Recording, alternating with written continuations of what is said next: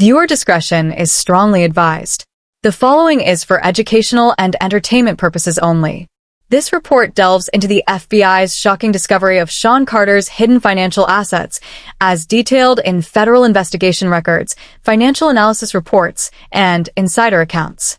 What secret financial network did federal agents uncover that even Carter's closest business managers didn't know existed?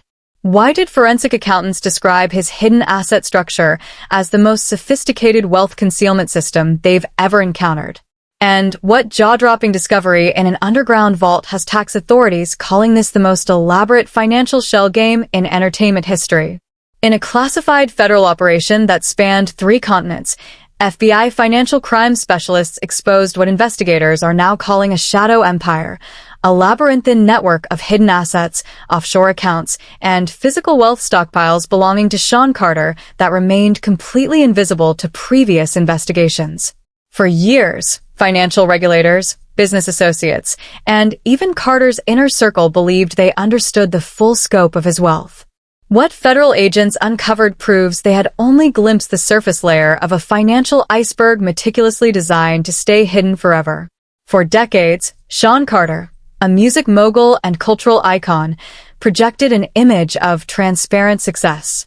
In interviews, he openly discussed his business ventures, record labels, fashion lines, and media enterprises, while gracing the pages of financial publications as one of America's wealthiest entertainers. He cultivated a reputation as a legitimate business titan, a self-made entrepreneur who rose from humble beginnings to dominate the entertainment industry.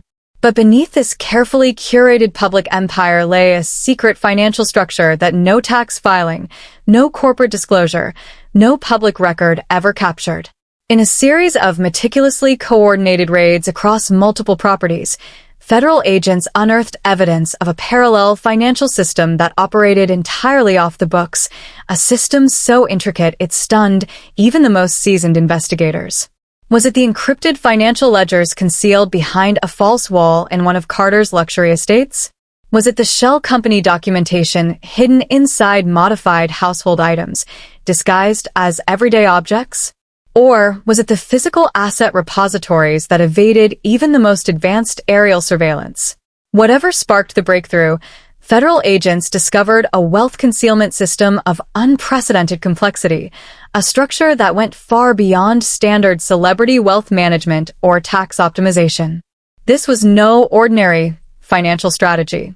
It was a comprehensive shadow financial infrastructure, a parallel universe of wealth that included properties purchased through untraceable entities, precious metals stored in custom-built underground repositories, and high-value artwork acquired through intermediaries who had no idea they were working for Carter.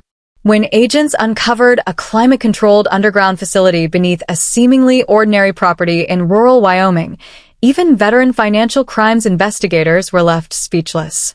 The sheer scale of what they found, the hidden financial network, the sophisticated concealment methods, the staggering volume of undisclosed wealth, wasn't just concerning, it was potentially record-breaking in its audacity and execution. If you're finding this information eye-opening, smash that like button right now and hit subscribe to stay updated on what's being called the most significant celebrity financial investigation in federal history. The investigation began like any other at the FBI's Financial Crimes Division headquarters in Washington, D.C.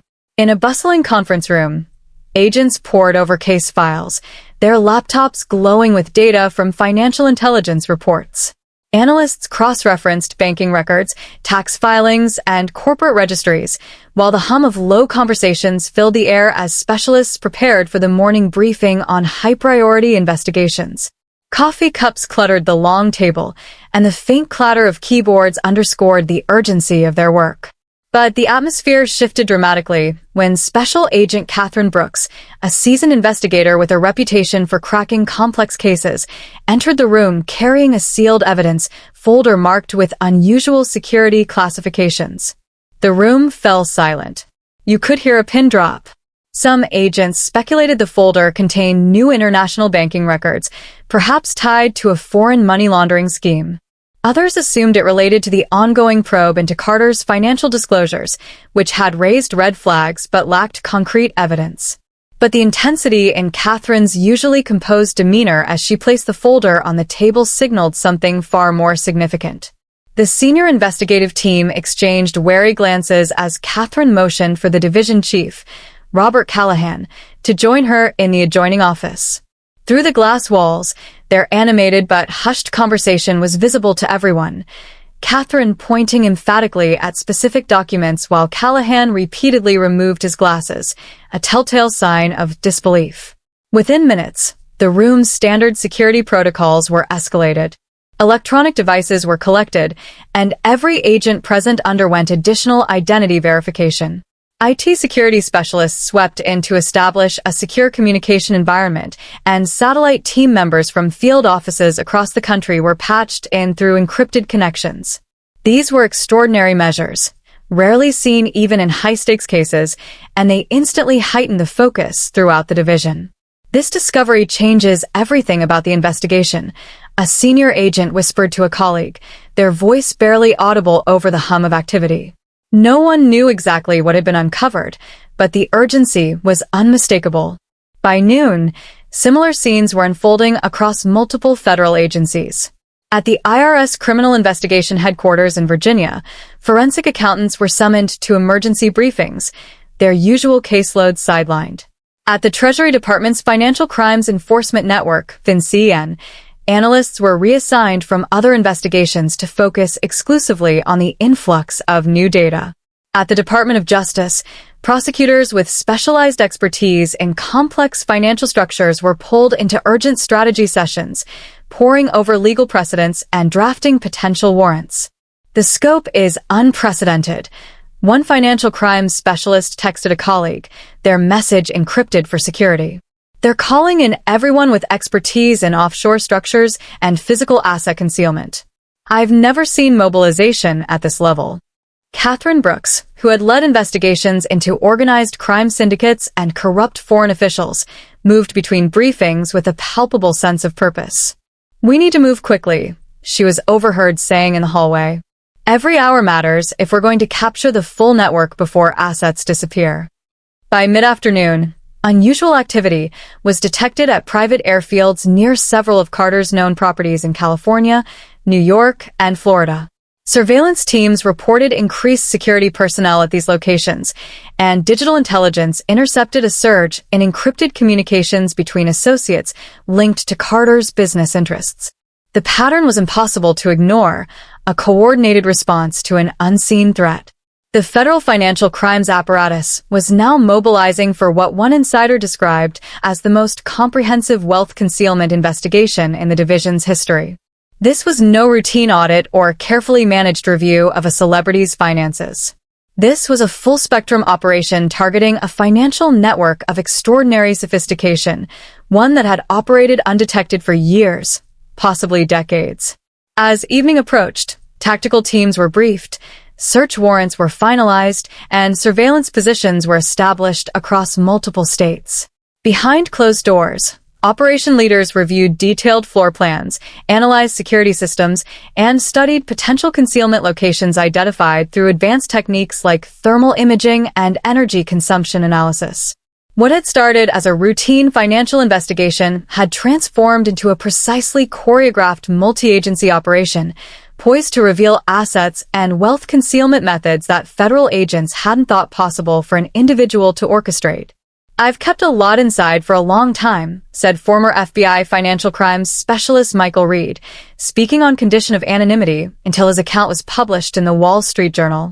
"I've tracked terrorist financing networks, dismantled cartel money laundering operations, and exposed corrupt political slush funds, but nothing prepared me for what we uncovered in Sean Carter's financial architecture." Reed, a grizzled veteran with over 2 decades in the field, leaned back in his chair during our interview, his gaze drifting toward the window. The public only saw the empire he wanted them to see, a flashy, successful mogul with a transparent portfolio of businesses. But there was another layer, a hidden one, that operated in the shadows. Reed explained that federal interest in Carter's finances didn't stem from his entertainment empire, but from an unexpected connection uncovered during an unrelated investigation into an international tax evasion scheme. We were following money flows tied to a network of shell companies when we noticed unusual patterns, entities with no apparent business purpose moving substantial sums with remarkable efficiency, he said.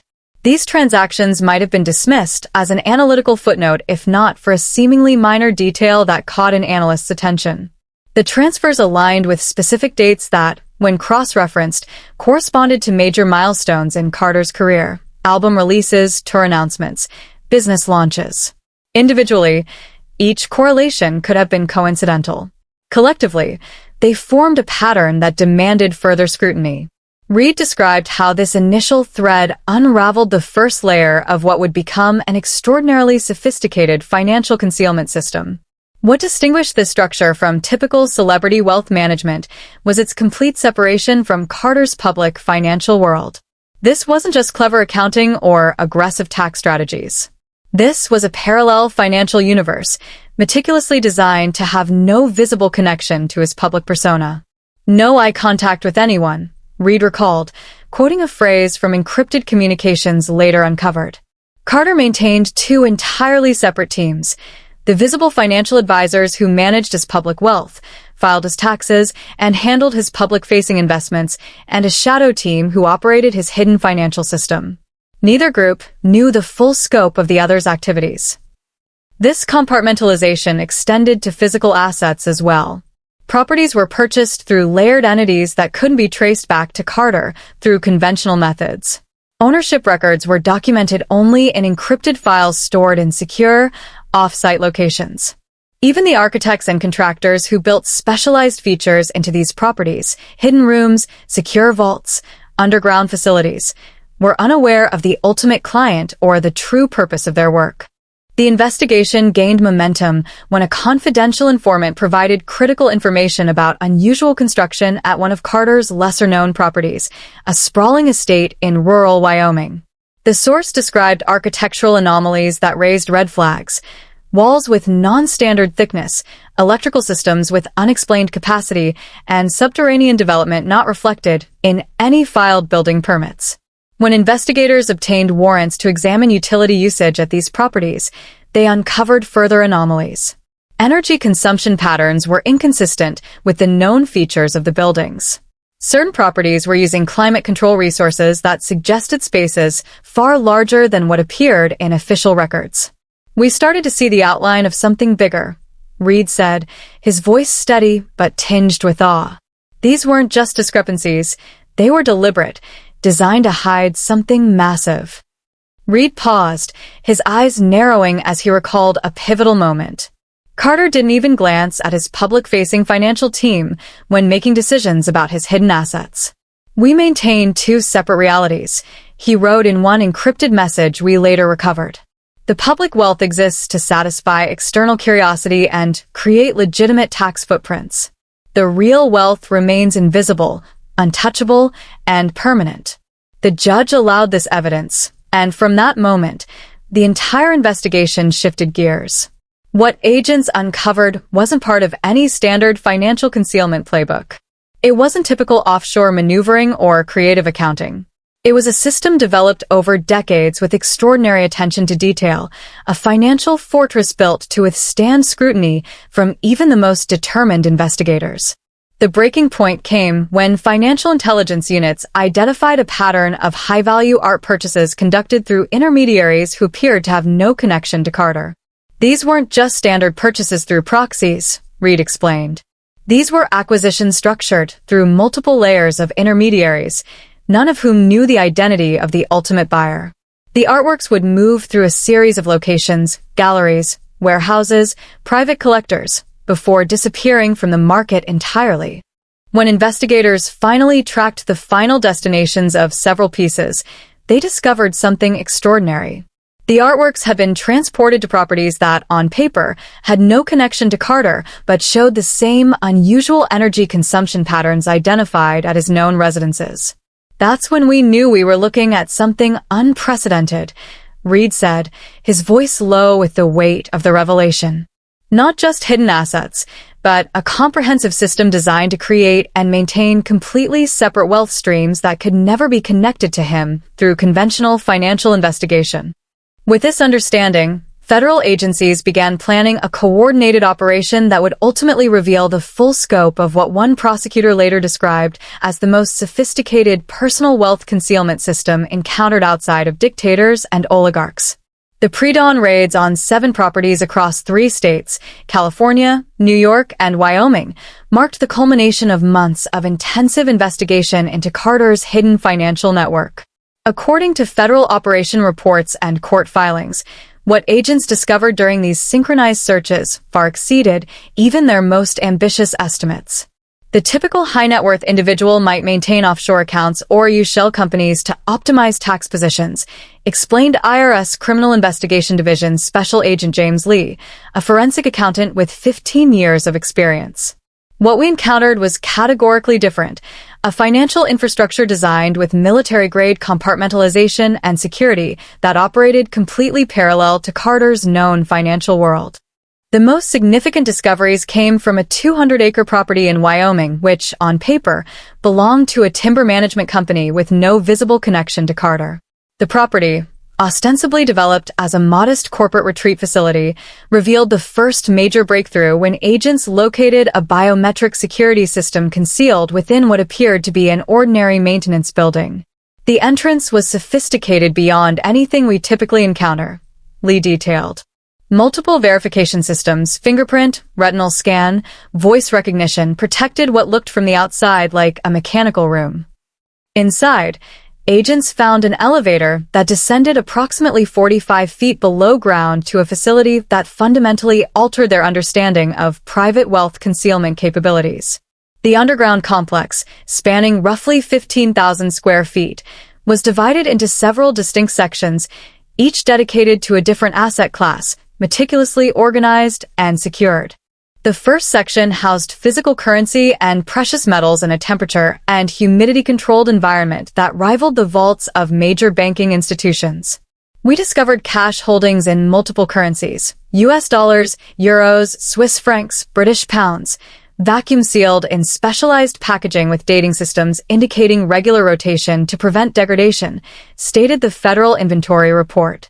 Adjacent areas contained precious metals, primarily gold and platinum, in various forms, bars, coins, and custom-cast pieces bearing unique identifier marks.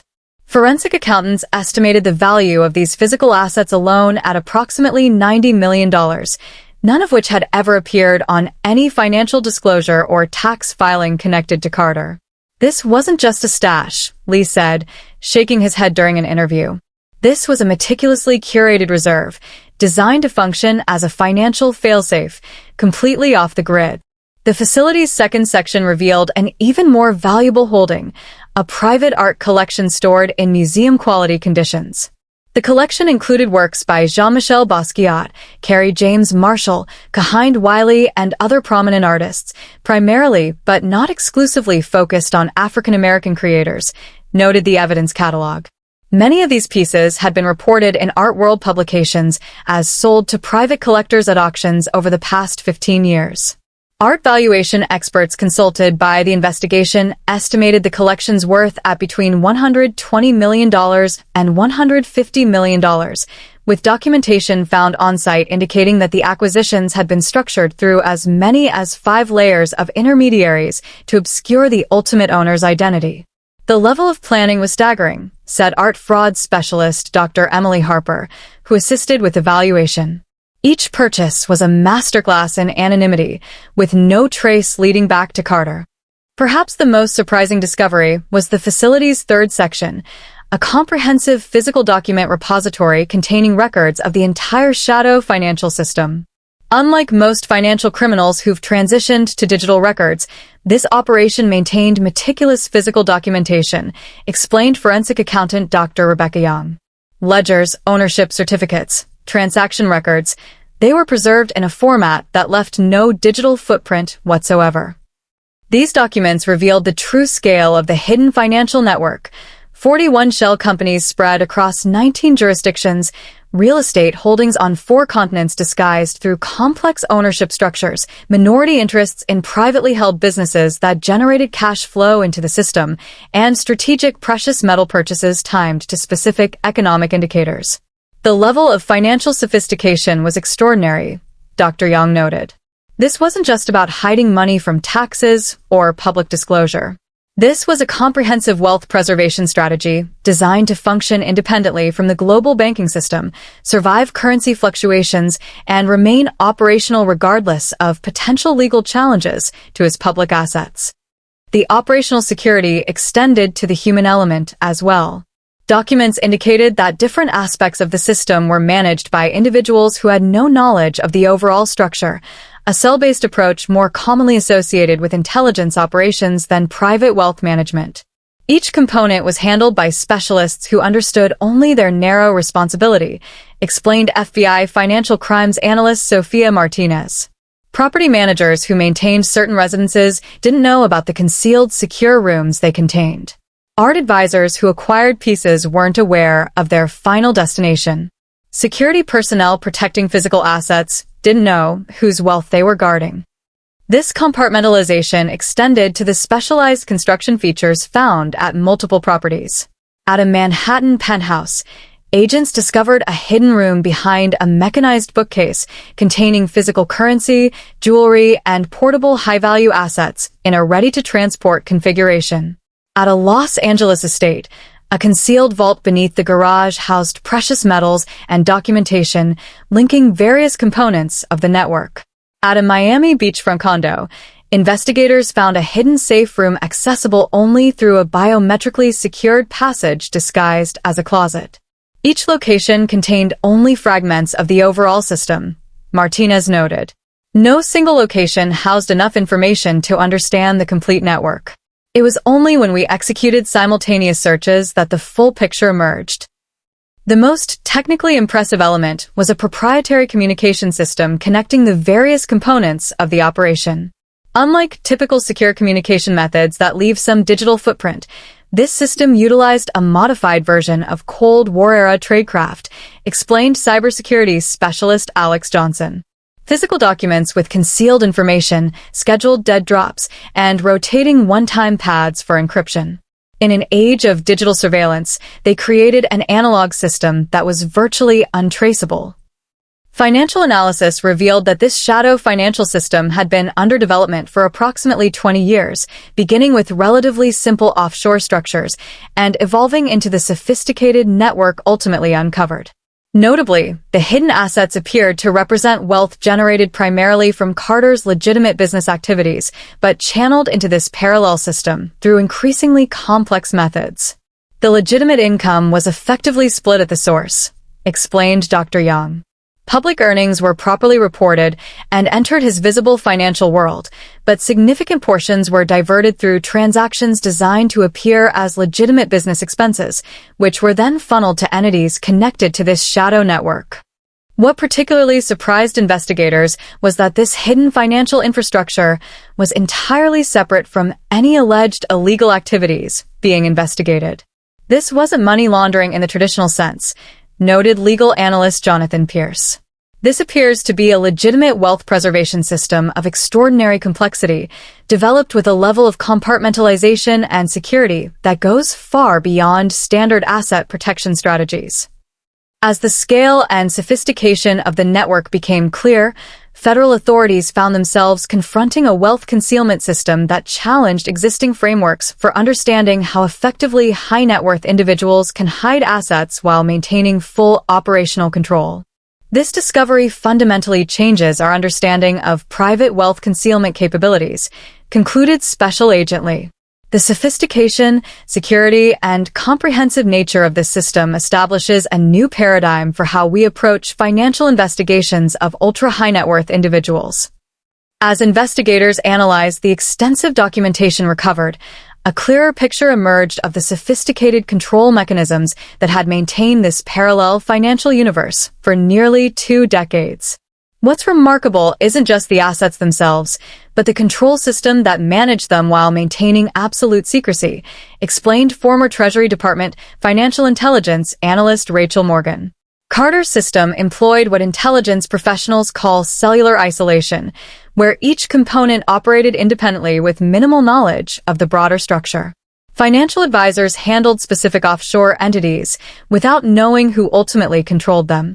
Property managers maintained residences unaware of the secure rooms they contained.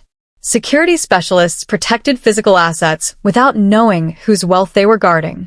This compartmentalization created structural deniability, Morgan said. Even if one component was compromised, participants couldn't reveal the full system because they genuinely didn't possess complete information. She paused, her voice steady but hollow. I've analyzed terrorist financing networks that were less compartmentalized than this private wealth management system. The critical breakthrough came not from conventional financial intelligence, but from an unexpected technological analysis.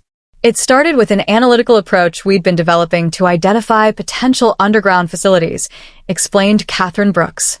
We used satellite and aerial imaging to survey properties associated with Carter. Some agents thought it was a waste of resources, but what it revealed changed the entire trajectory of the case. The scans identified thermal anomalies at several properties, temperature differentials that couldn't be explained by normal residential features. When combined with utility usage analysis showing energy consumption inconsistent with known property features, investigators obtained the first concrete evidence of concealed facilities. We knew something was there that shouldn't be, Brooks said. The breakthrough came when analysts reviewing insurance records discovered that certain properties carried specialized coverage for temperature-controlled storage and secure document repositories not reflected in public building plans. That was the connecting evidence, Brooks admitted. Insurance companies required detailed applications for such coverage, and those documents provided the probable cause we needed for search warrants. The moment agents breached the biometrically secured entrance to the Wyoming underground facility marked what Operational Commander Special Agent Thomas Wilson called the most dramatic physical confirmation of hidden wealth I've encountered in 27 years. The synchronized 4:30 a.m. raids across 7 properties unfolded with precision, designed to prevent communication between locations. At the Wyoming site, the tactical team disabled external communications before approaching the maintenance building concealing the facility's entrance. We used specialized equipment to bypass biometric security without triggering potential destruction protocols, said tactical team leader Michael Rodriguez. The elevator descent revealed a 6,000-square-foot gallery with museum-quality lighting, housing art, precious metals, and rare collectibles. A central control room with specialized communication equipment allowed coordination of the global asset network, while a physical documentation vault contained ledgers and ownership certificates immune to digital surveillance. This was a shrine to accumulation that no one was ever meant to see, one agent noted. The discoveries have reshaped how authorities approach wealth investigations. This case exposes vulnerabilities in our system for monitoring high-net-worth individuals, said former Treasury official Marcus Johnson. Financial regulators are now reviewing monitoring frameworks, and legislative committees are drafting new disclosure requirements targeting underground facilities. This isn't just about one celebrity's hidden wealth, Johnson concluded. It's about a fundamental shift in how we understand wealth concealment in the modern era. Remember to like and subscribe to stay updated on this ongoing investigation and its implications for financial regulation.